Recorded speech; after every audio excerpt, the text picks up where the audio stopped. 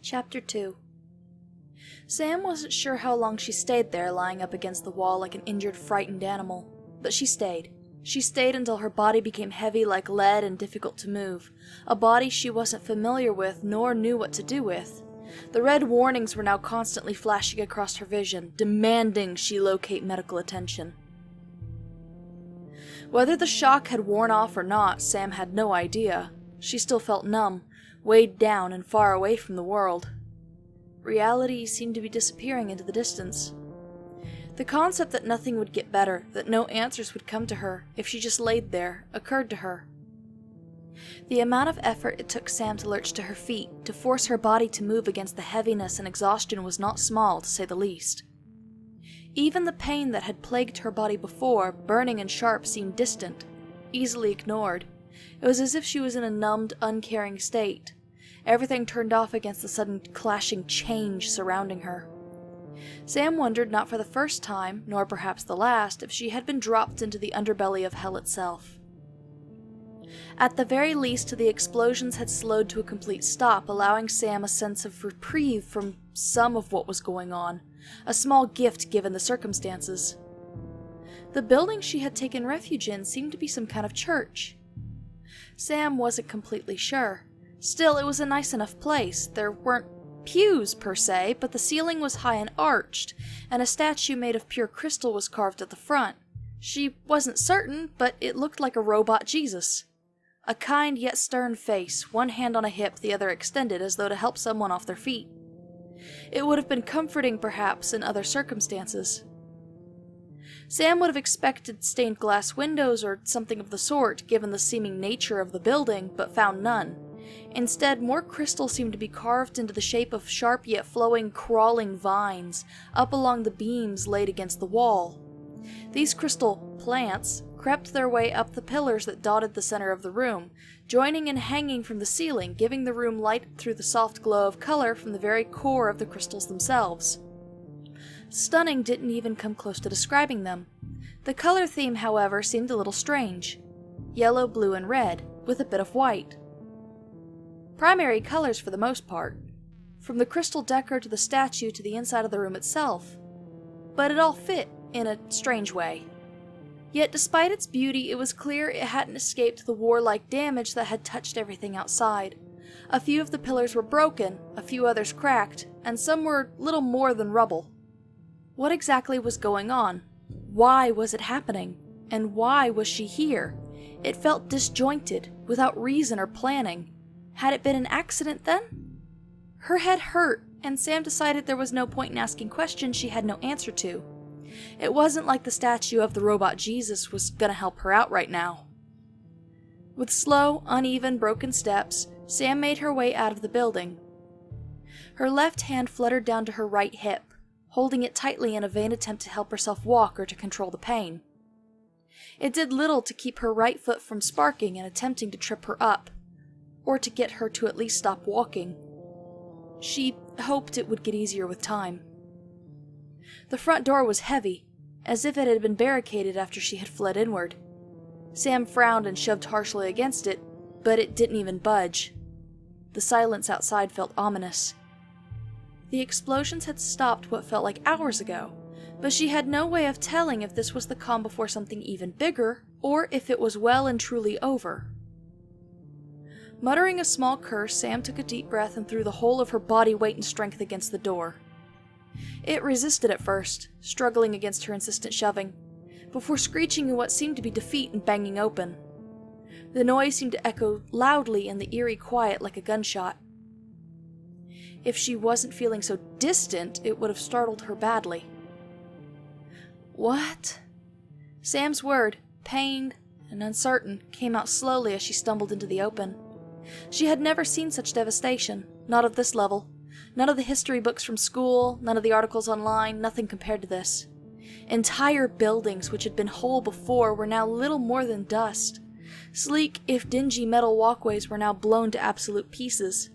There weren't words to describe this. Were those massive footprints in the middle road? Sam's body shook, a sense of disbelief falling over her.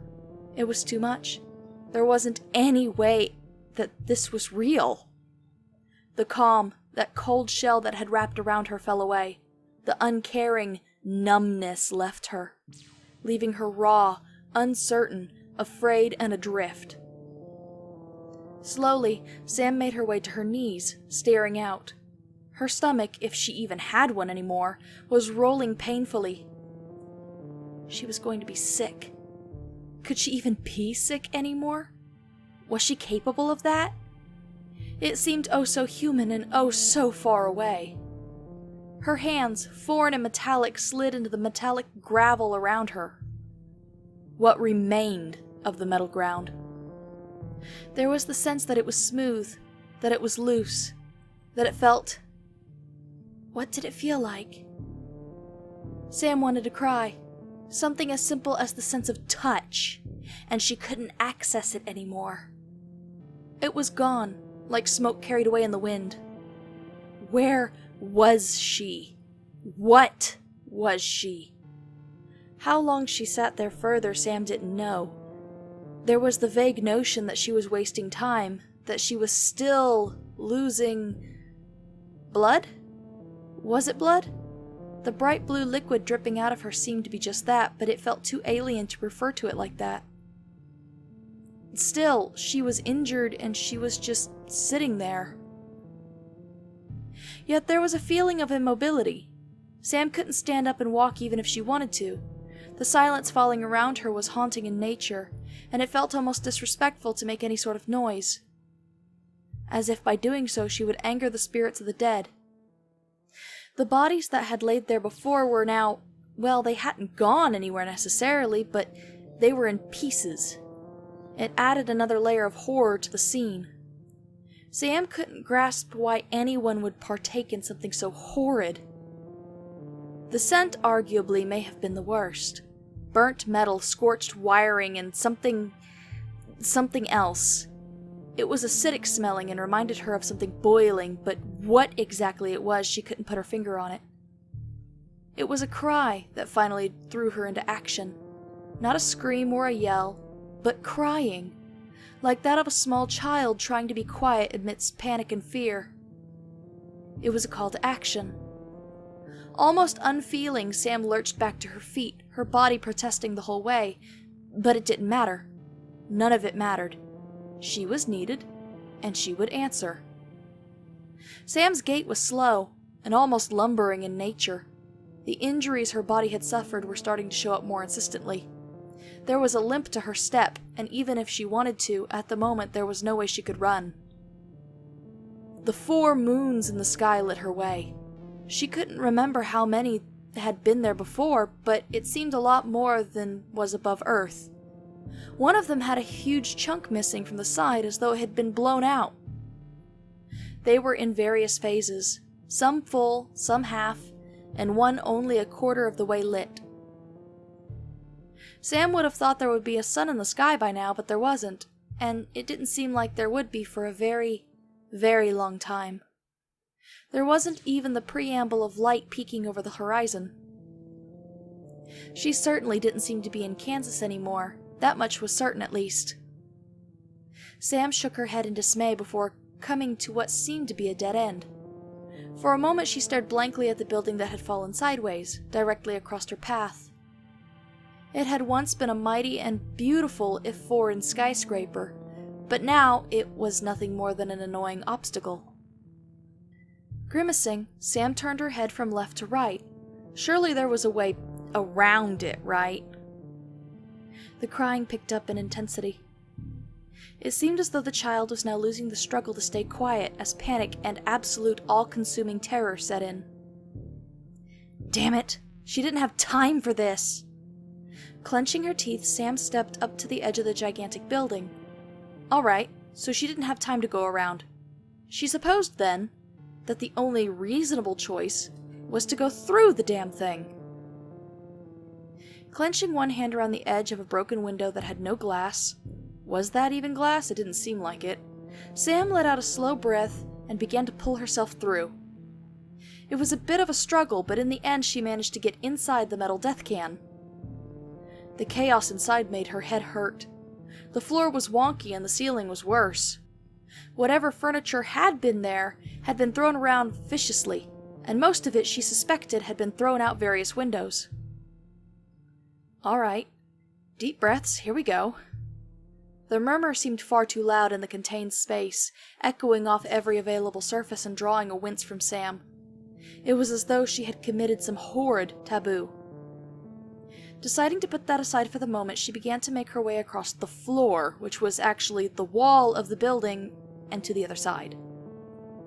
That was the easy part. Once Sam was on the other side, the real challenge made itself known.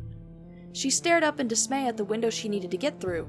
There were some shards of what she guessed were glass left around the edges, but it was better than the few others along the side. The most difficult part was the fact that it was up, above her head, out of reach. A quick scan of the ruined room revealed several twisted and warped desks. Sam wondered if she even had the strength necessary to move one of them, before then deciding she didn't exactly have a choice, and the only way to find out was to try. Getting over to the pile was easy. Unearthing one of the pieces of furniture was difficult to say the least. But with some shoving, conniving, interesting cussing choices, and threats, one finally came free from the mess. Sam took a moment to get her breath back, heaving and panting, before beginning to drag it over to the window she needed to get through. It was slow work and more than a little painful, but she somehow managed. Her leg was now throbbing, clearly agitated by Sam's movements and abuse. Sam ignored it. There. Now, let's see if I can... she grunted, climbing up onto the warped metallic furniture. It shook, threatening to buckle under her weight, but held its form. Letting out a breath she had been holding, Sam reached up and braced her arms against the windowsill. She could get her elbows up there, but little else. Come on! Wheezing and grunting, Sam shoved off the desk hard and started scrambling to try and get up. Beneath her, the desk collapsed into the rubble, unable to take any more pressure. It didn't brighten things. Now, if she let go, it was a lot further to fall, and she would wager a tad bit more painful. A little more motivated, Sam shoved her body forward and fought with everything she had to make it up over the sill. There was a faint feeling of success and triumph as she overtook the edge of the window, feeling a wide smile pull at her lips before a sense of horror and vertigo overtook her. There was a sense of balance being lost before Sam tumbled over the edge. Glass cut through her new, metallic body as easily as though it were skin before she was sent tumbling to the ground below. A shriek, high and shrill, ripped itself free from her throat. There was the faraway sensation of hitting something hard before static rippled over everything and her vision cut out briefly. It was dark for several moments. Static echoed outward again, this time seeming almost panicked compared to the last time. Then sight filtered back in, although it was now marked with pockets of white fuzzy film. Something had been damaged. Groaning painfully, Sam shoved her arms under her body and pushed herself up carefully. Her left arm did its best to give out on her, and Sam quickly readjusted her weight to her right arm. With a bit of effort, she made it to her feet. She took a moment to orientate herself. Everything felt skewered, sideways. The crying had quieted for a brief moment, but now loud sobs racked the air, closer than before. Hang on, I'm coming. The mumble was tired and strained, but determined all the same. Picking her way around everything in her path, Sam came closer to the source of the crying. Her body begged for rest, for sleep, but something hot pulsed in her chest, demanding she push ever onward. Grunting wearily, Sam shoved tiredly through a doorway of one of the few remaining upright buildings. Granted, it had a chunk missing out of the side, and it looked as though a missile had torn its way through the metal straight inside, but it was still upright. Limping far more heavily now, Sam made her way to the direct source of the crying, only to stop short. It was coming from underneath a desk, which was shielded by a scorched and broken body, an undeniably still corpse. Stomach churning sickly, realizing what she had to do, Sam reached out with one trembling hand and pulled on the dead body. It fell backward and away. She made certain not to look at its face. She didn't know if she could handle that. Instead, Sam directed her attention to what was huddled beneath the desk. Or, rather, who? A small, fragile-looking child stared up at her. Metallic in nature, alien, perhaps, but a child all the same. And then it began to wail.